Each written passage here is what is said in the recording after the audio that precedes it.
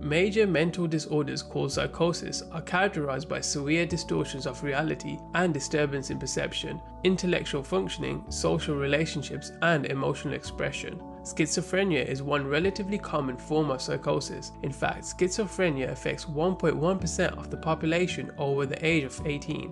Schizo means split and phrenia means mind, so the word schizophrenia can be interpreted as splitting of the mind. However, the illness is not the same as split personality or multiple personality disorder. Symptoms of schizophrenia most often begin during the late teenage years or early 20s, although the disorder may first occur in childhood. Positive symptoms of schizophrenia can include hallucinations, which can be visual or auditory. The auditory hallucinations can consist of hearing multiple voices. Along with paranoia, a person can think that everyone is against them and can have the person feeling secluded. Delusions can range from believing that you are superhuman to thinking you are being controlled by aliens.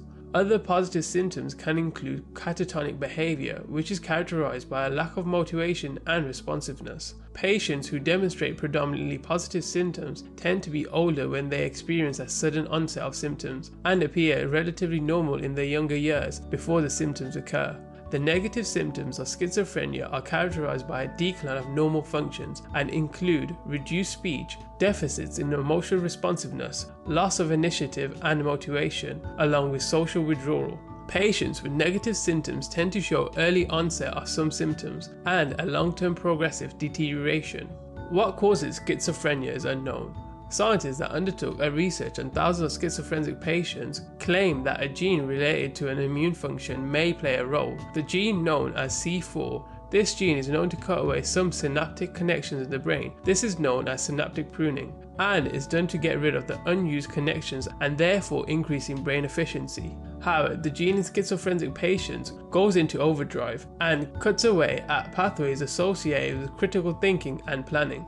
Researchers have said that schizophrenia can be contributed by a combination of environmental and genetic factors. Antipsychotic medication is used to target and block dopamine receptors, which reduces dopamine levels in the brain. This suggests that an increase in dopamine levels could be associated with schizophrenia. However, these medications are not completely effective and do not work for everyone with schizophrenia. So, a combination of medication, counseling, and support are needed to help reduce the symptoms.